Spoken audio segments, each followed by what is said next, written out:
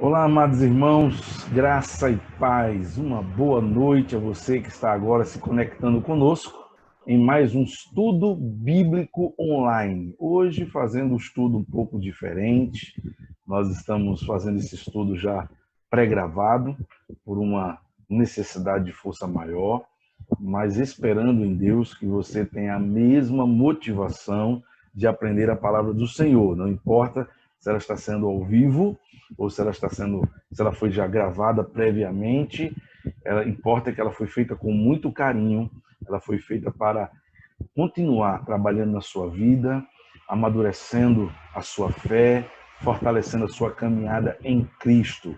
Toda quarta-feira, este é o canal da nossa igreja e a gente tem muita alegria de que, desde o início da pandemia até agora, nós temos um público frequente, nós temos um público fiel que gosta de estudar a palavra de Deus e está sempre conosco todas as quartas-feiras. Então, seja muito bem-vindo, que Deus te abençoe e que o estudo de hoje possa trazer, assim, o fortalecimento que você precisa, que eu preciso, porque a palavra de Deus, meu irmão, é a única que transforma as nossas vidas, não é verdade? Tudo que nós precisamos para não pecar contra o Senhor, disse o salmista, é esconder a palavra do Senhor no nosso coração. Espero então que o assunto de hoje seja tremendo. Você já vai compartilhando, compartilha esse link, esse estudo, já manda para alguém, para que mais pessoas possam ser abençoadas nessa noite, para que mais vidas possam ser fortalecidas pela palavra de Deus.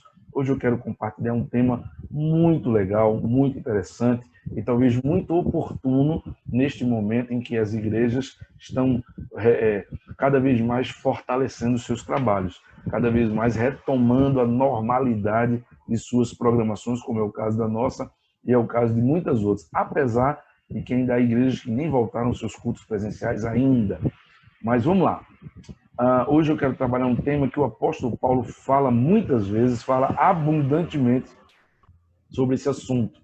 O apóstolo Paulo usou várias metáforas quando ele quer falar sobre a igreja, sobre o povo de Deus. Ele usa muitas metáforas, ele é uma pessoa muito inteligente. Uma das metáforas mais interessantes e conhecidas, usadas pelo apóstolo Paulo, é a expressão corpo de Cristo. Você já ouviu falar dessa expressão, corpo de Cristo?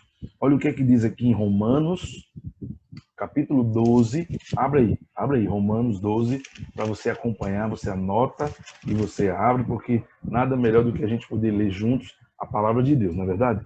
Romanos 12, verso 5, diz assim, abriu? Abre aí. Assim também nós, embora sejamos muitos, somos um só corpo em Cristo. Olha aí. E membros uns dos outros. Então, Paulo aqui falava a respeito dos dons espirituais, para que ninguém se sentisse abala, para que ninguém se sentisse superior a ninguém, dizendo assim, nós somos um corpo. A expressão grega aqui para corpo é a palavra soma, que literalmente significa corpo físico, 2 braços, 2 pernas, cabeça, o nosso corpo. Essa expressão corpo de Cristo, ela está presente mais de 30 vezes nos livros de Romanos, Coríntios, Efésios, Colossenses.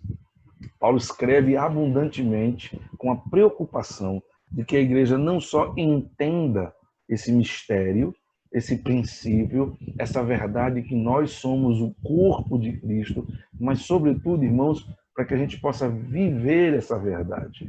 Porque só faz sentido ser igreja se nós vivermos como corpo. O que significa corpo? Por que Paulo usa essa metáfora? Bem, eu entendo que há pelo menos 3 motivos, 3 verdades que estão por trás dessa metáfora que Paulo está abundantemente ensinando na maioria dos seus livros. Quando ele chama a igreja de corpo, quando ele chama eu, mais você e mais alguém, corpo de Cristo, em primeiro lugar, Paulo está mostrando que existe uma interdependência entre nós. Ou seja, ninguém atua sozinho. Se a boca quiser beber água, ela vai precisar do auxílio da mão que pegue o copo e ela vai precisar do auxílio das pernas e dos pés que levem o corpo até o lugar aonde a água está. Percebe? Ninguém é super-homem, ninguém é independente, todos nós precisamos uns dos outros. O seu dom abençoa o reino de Deus e abençoa muitas vidas, mas o seu dom muitas vezes não abençoa você nas mais variadas necessidades que você tem, para que isso possa fazer com que você dependa, tenha a necessidade de ter outros irmãos perto de você, para que quando eles precisarem, você os sirva, e quando você precisar, eles o sirvam. Percebe? Olha o que diz lá em 1 Coríntios, capítulo 12, verso 27. 1 Coríntios 12, 27. Abriu? Anotou? 1 Coríntios 12, 27. Ele diz assim: ora, vocês são o corpo de Cristo e individualmente membros desse corpo. Vocês são individualmente membros, partes desse corpo. Você verá que Paulo, quando escreve aos Colossenses, Paulo diz que o olho não pode dizer ao nariz, eu não preciso de você. Que a mão não pode dizer ao pé, eu não preciso de você. Percebe? Por quê? Porque nós somos apenas parte. É bonito ver uma pessoa mutilada. É bonito ver uma pessoa que não tem uma mão, não tem um olho, não tem uma orelha, não tem uma perna. Não é bonito. Isso não significa que a pessoa não possa viver. Ela termina superando aquele obstáculo e tem uma visão a menos, uma audição a menos, alguma deficiência no seu corpo, né, a ausência de algum membro. Ela termina superando e vivendo. Há pessoas que pintam com os pés, que se alimentam com os pés. Não é verdade? Há pessoas que colocam prótese, mas nós sabemos que isso traz um desconforto e certas limitações. Até os 5 dedos que você tem na sua mão, se você perder um dos dedos, seja eles quais foram, você vai ter menos força na sua mão. Você não vai poder ter a mesma capacidade de garra que você tem. Então, Deus nos criou perfeitos, com 2 braços, 2 pernas, 5 dedos em cada pé, 5 dedos em cada mão, 2 olhos, um nariz com 2 entradas e saídas, 2 ouvidos. Percebe? Deus nos criou dessa forma, porque é a forma mais perfeita que Ele criou o nosso corpo e a nossa perfeição. E uma igreja que não funciona com todos os seus membros, ela não deixa de ser igreja, não deixa de funcionar, mas ela funciona com mais dificuldade. Somos todos interdependentes.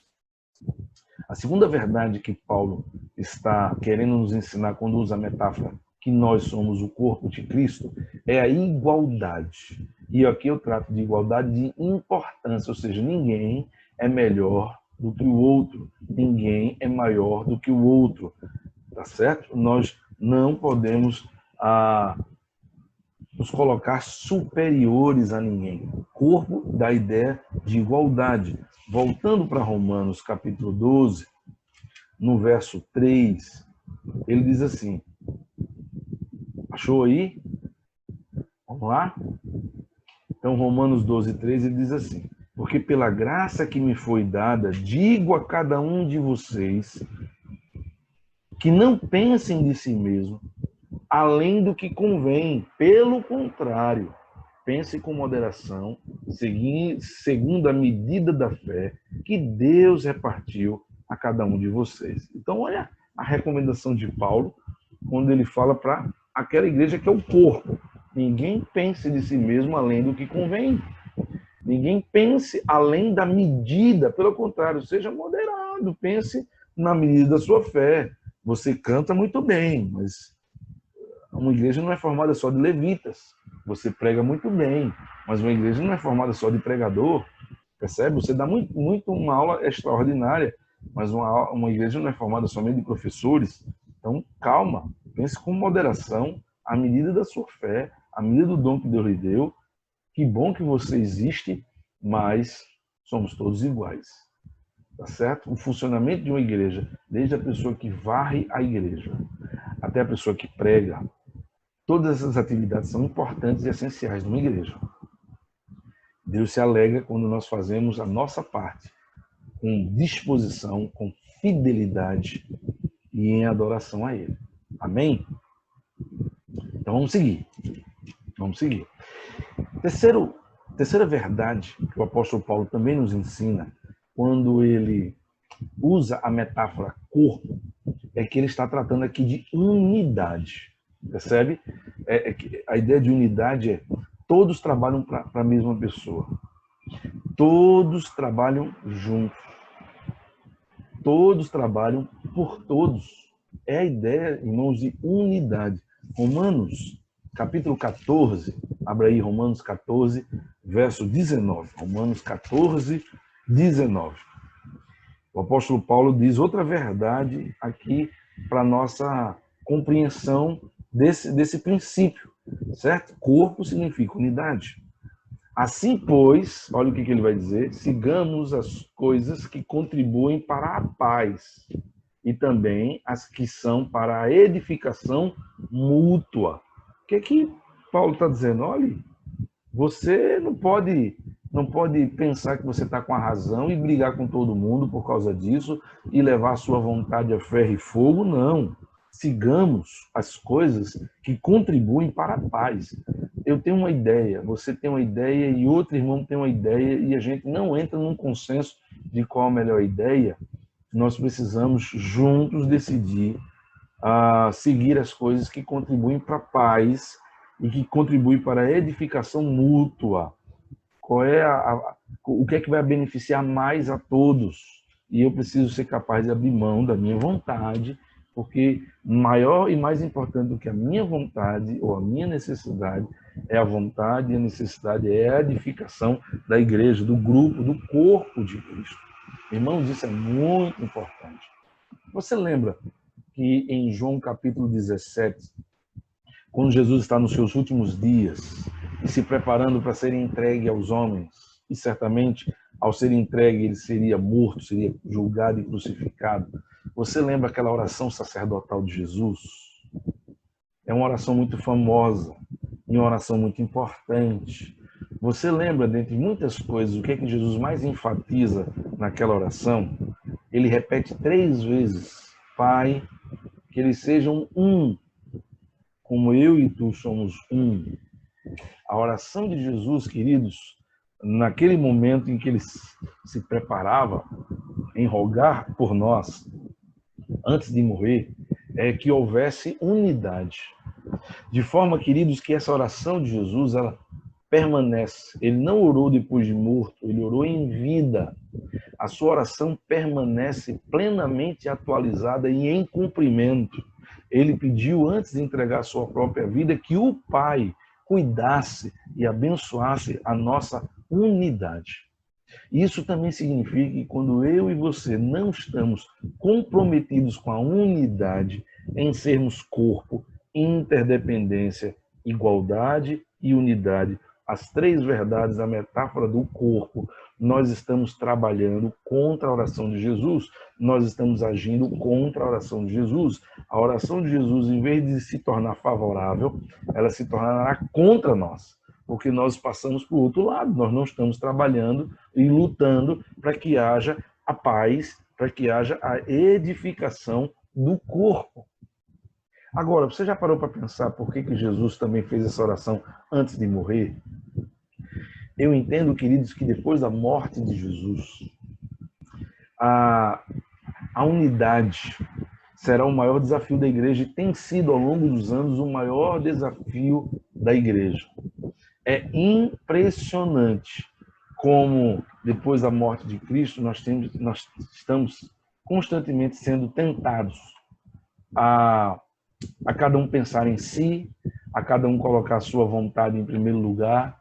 A desunião tem sido, certamente, o maior embate, o maior desafio, o maior ataque de Satanás. Pare para pensar comigo que a melhor forma dele destruir uma igreja, dele estabilizar uma igreja, dele deter uma igreja, dele neutralizar a ação de uma igreja, é colocando e promovendo desunião. Cada um pensando em si, cada um buscando satisfazer sua própria vontade, cada um querendo ser melhor que o outro, cada um brigado um com o outro. Você pode imaginar um ambiente de desunião? Pensa quando acontece desunião na casa, entre seus irmãos, entre você e seus pais, dentro da família. Imagine entre o cônjuge, imagine o que é você dormir com alguém em desunião. Imagine o que é você conviver num ambiente de trabalho desunido. Não é horrível? As conversas, elas passam a ser críticas, elas passam muitas vezes a ser indiretas, elas passam a ser ofensivas, o clima fica desagradável, o ambiente fica um ambiente que adoece a gente não tem prazer de estar naquele ambiente, a gente perde o prazer de estar junto, a gente perde o prazer de pensar na coletividade, a gente não quer estar fazendo as coisas com os outros, não é verdade? A ausência de certas pessoas nos fazem bem. Que bom que fulano não veio hoje. Que bom que fulano não falou comigo. Vou passar bem distante de fulano. Você já parou para imaginar que ambiente? Agora, será que existem igrejas vivendo dessa forma? Com certeza existem igrejas vivendo dessa forma.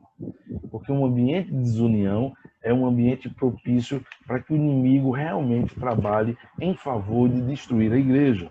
Eu queria que você abrisse comigo agora em Efésios capítulo 4. Efésios capítulo 4 é um texto muito importante, irmãos, tremendo, para que a gente possa entender essa responsabilidade que todos nós temos em relação à união e à unidade da igreja. Somos corpo de Cristo. Não podemos viver da forma como nós pensamos ou queremos. Não podemos viver da forma mais fácil. Precisamos continuar nos dedicando ao Senhor. Efésios capítulo 4, a partir do verso 1 ao verso 6, diz assim: Por isso eu, prisioneiro no Senhor, peço que vocês vivam de maneira digna da vocação que foram chamados, com toda humildade e mansidão, com longanimidade, suportando uns aos outros em amor, fazendo tudo para perseverar a unidade do Espírito no vínculo da paz. Afinal, há somente um corpo e um só Espírito, como também uma só esperança ao qual vocês foram chamados. Há um só Senhor, uma só fé, um só batismo, um só Deus e Pai de todos, o qual é sobre todos e age por meio de todos e está em todos. Meu irmão, aquela pessoa mais difícil de conviver da igreja foi salva por Jesus. A pessoa mais complicada de convivência, que parece que se esforça para não amar nem ser amada. Deus age sobre todos, por meio de todos, está em todos, está nele. Sabe quando é que ele vai ser mais simpático? Talvez só no céu. Mas mesmo assim, Deus o ama. O amor de Cristo não foi somente pelos simpáticos, também foi pelos estressados, também foi sobre aqueles que parecem ser mais antipáticos, mais grosseiros, mais difíceis de relacionamento. Mas olha o que Paulo está dizendo: eu rogo como prisioneiro no Senhor que vocês vivam de maneira digna. A única maneira de viver digna é quando se vive para preservar a unidade. É quando a sua boca é usada para somar e não dividir. É quando suas mãos, sua mente, suas habilidades, seus dons são usados para pacificar e não para jogar mais lenha na fogueira. Muito cuidado para que o diabo não use você para piorar uma situação. Se você não pode pacificar, não piore. Se você não pode falar para contribuir, também não fale para piorar. Não haja para piorar. Olha o que ele vai dizer.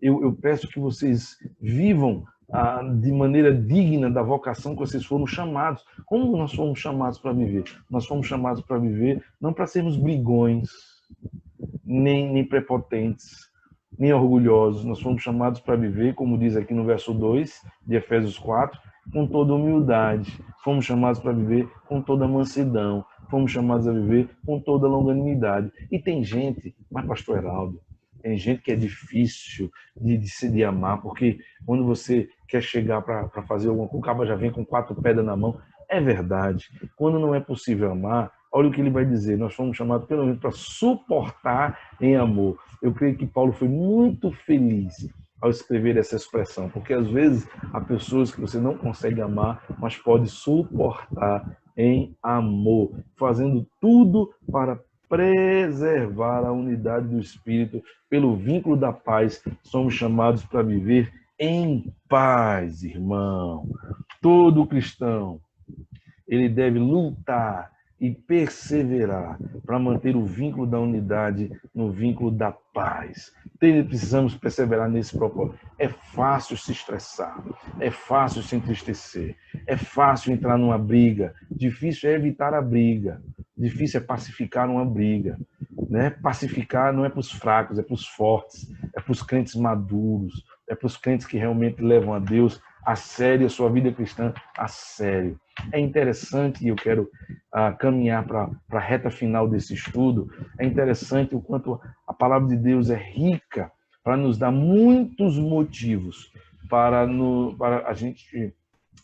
nos esforçarmos pelo vínculo da unidade e da paz, para sermos corpo de Cristo. Existem 21 mandamentos positivos e existem 12 mandamentos negativos. Olha aí, são 33 mandamentos recíprocos. O que são mandamentos recíprocos, senão aqueles mandamentos onde nós vemos a expressão majoritária, destacada, fazer isso uns aos outros, uns aos outros. Ou seja, você faz e você recebe, você faz e você recebe, você faz e você recebe. São 21 mandamentos positivos do que devemos fazer uns aos outros e são 12 mandamentos negativos dos que nós não devemos fazer uns aos outros. Eu quero citar eles aqui para você e quem sabe Deus nos dê a graça de nos próximos estudos abordar alguns desses mandamentos de forma mais específica. Mas vamos lá, vai anotando aí. Romanos 12:5, ele diz assim, sede membros uns dos outros. Romanos 12:10, há duas expressões. Ele diz, amando cordialmente uns aos outros, e ainda diz no verso 10, honrando uns aos outros, dando honra ao meu irmão, mais do que pensando em honrar somente a mim. Em Romanos, capítulo 12, ainda, verso 16, ele diz assim, tendo o mesmo sentimento uns para com os outros. No capítulo 13 de Romanos, no verso 8, ele diz assim, amando-os uns aos outros. No capítulo 14 de Romanos, verso 19, Paulo dirá, edificando uns aos outros. No capítulo 15, nós temos duas expressões que Paulo usa, uma no verso 7, quando ele diz acolhendo uns aos outros, apoiando uns aos outros, e no verso 14 ele dirá admoestando uns aos outros, ou seja, você está vendo que o seu irmão está indo para o caminho errado, você precisa alertar, admoestá-lo, abrir os olhos dele, chamar a atenção dele. No capítulo 16 de Romanos, verso 16, ele diz, saudando uns aos outros, desejando a paz e a alegria do Senhor uns aos outros. Em 1 Coríntios, nós também temos, no capítulo 11, verso 33, a expressão esperando uns pelos outros, não deixando ninguém para trás. Não é verdade? Hospital, a ideia de hospital mesmo, um cuidando do outro. No capítulo 12, verso 25, ele diz, importando uns com os outros. Fulano não veio hoje para a igreja. Terá acontecido alguma coisa? Olha que coisa linda. Em Gálatas, capítulo 5, verso 13, Paulo também dirá, servindo uns aos outros, sendo útil, usando o seu dom. Ah, mas fulano nunca fez nada por mim. Mas é o seu dom, você faz. Você faz independente de que ele faça. Mas o mandamento é para que cada um faça e também receba. Ainda aos Gálatas, no capítulo 6, verso 2, ele diz, levai as cargas uns dos outros. Tem tantas pessoas que, especialmente nessa pandemia, estão passando por tantas dificuldades, precisando serem confortados, ajudados, levando a carga uns dos outros. Em Efésios, no capítulo 4, verso 2, ele diz, o texto que eu li, suportando uns aos outros em amor. Ainda no capítulo 4, verso 32, ele diz assim, sendo benignos uns para com os outros, benignos, coisas boas, atos de bondade.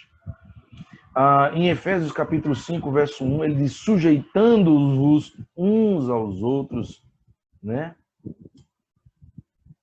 Seu irmão, às vezes ele pode estar com a razão, e você tem que entender e acatar quando ele estiver com a razão. 1 Tessalonicenses capítulo 4, verso 18, ele dirá, consolando uns aos outros.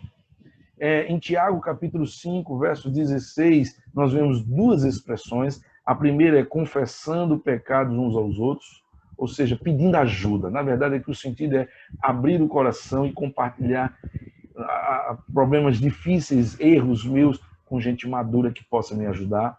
Como também ele diz ainda no verso 16, orando uns pelos outros.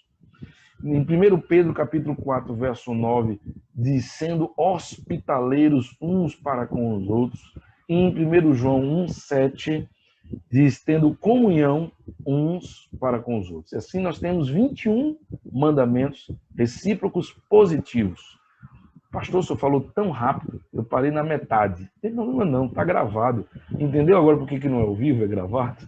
Você pode voltar, meu irmão, mas dá uma lidinha, percebe aí o que o Senhor está falando, que coisa tremenda.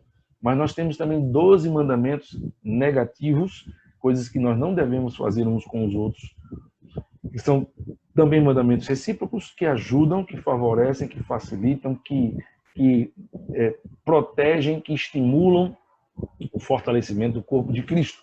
São eles, voltando para Romanos, capítulo 1, verso 27, inflamando-vos uns com os outros. Que a gente não possa se inflamar uns contra os outros. Em Romanos 14, 3 diz assim, não julgueis uns aos outros.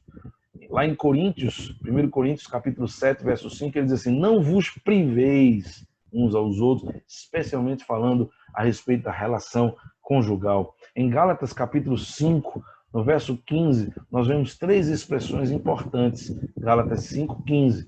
Não vos mordeis uns aos outros, não vos devoreis uns aos outros, não vos destruís uns aos outros. 3 sentimentos profundamente prejudiciais ao corpo de Cristo quando a gente permite que a ira e a mágoa, a raiva entre em nosso coração. Ainda aos Gálatas, no capítulo 5, verso 26, ele diz, não tenhais inveja uns dos outros.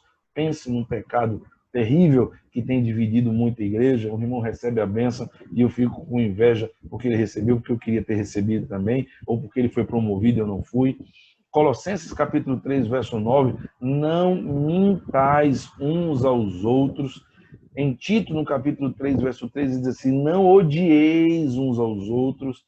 Em Tiago, capítulo 4, verso 11, e capítulo 5, verso 9, nós vemos os 2 últimos mandamentos negativos, quando Tiago diz assim, não faleis mal uns dos outros, e no capítulo 5 ele diz assim, não reclameis uns dos outros. Sabe aquela atitude contínua de só ver o lado ruim, ficar criticando e reclamando e tal? Não reclameis uns aos outros. Amados irmãos, imagine o que é uma igreja, corpo de Cristo, onde cada crente tem a maturidade para buscar não viver desta forma. Imagina, é quase o céu na terra.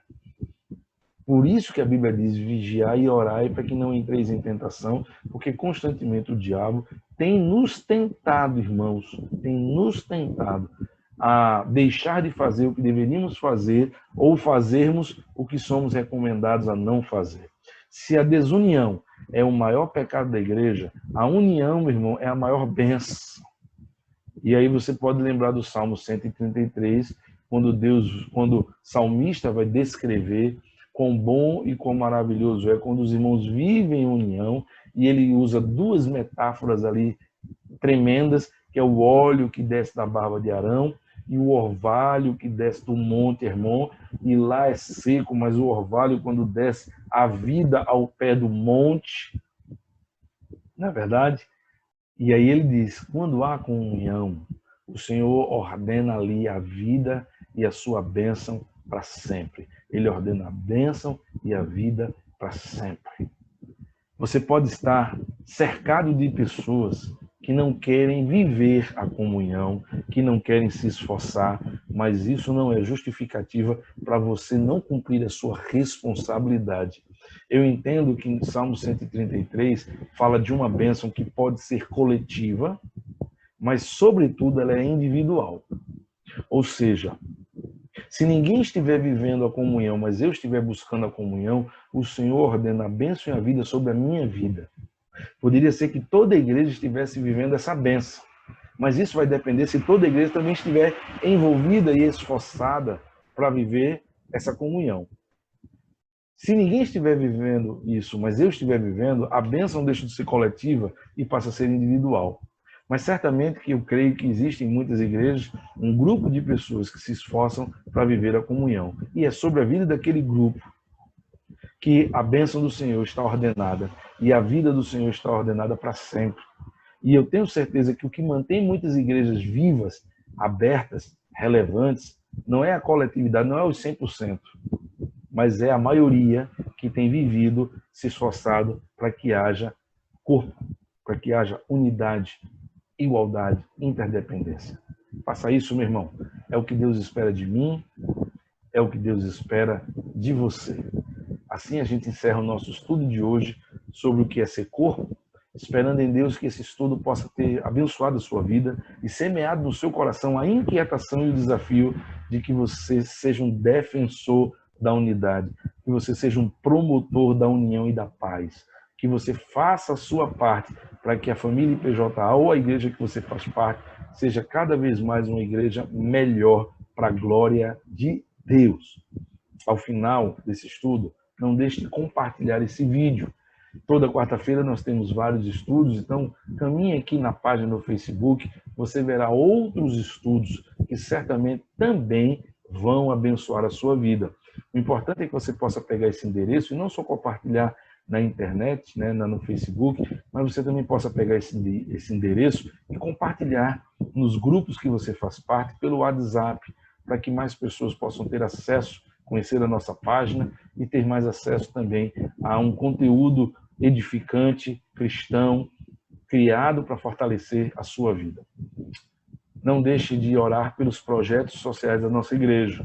Você pode contribuir para o projeto da Cristolândia, trazendo aerosóis, desodorantes em aerosóis, colocando lá no container, para que a gente continue abençoando esse projeto e vidas continuem sendo recuperadas das drogas. Não deixe de participar do projeto da Cesta Solidária, que agora funciona aos sábados. Nós precisamos de voluntários, intercessores e doadores para que as mais de 50 famílias carentes aqui da região do Ibura, do Jaboatão, Recife, Jordão, Areeiro, Córrego da Gameleira, de tantos lugares, elas continuem recebendo assistência para enfrentarem essa pandemia. Não deixe de participar também do projeto da fachada da igreja. Queremos concluir a nossa igreja, meu irmão. Queremos ver a nossa igreja pronta até o aniversário em novembro. Em setembro a gente já começa o serviço. Ficou a média do valor de R$100 o metro quadrado do porcelanato, onde também está incluso o corrimão, está incluso o toldo, está incluso a placa, está incluso todo o material e mão de obra. Doe 1 metro quadrado, doe 1 metro, 2 metros quadrados, 3 metros. Fale com seus amigos, seus familiares. Vamos nos unir nesta campanha e concluir, em definitivo, a obra do nosso templo, porque não é tempo de continuarmos com a nossa casa boa. Todo final de ano a gente prepara a nossa casa, pinta e tal, para passar o final do ano, e a casa do Senhor continua em reforma. Não é justo que isso continue. Vamos concluir e vai ser uma benção. Que Deus te abençoe, fica na paz e até o próximo estudo, se Deus permitir.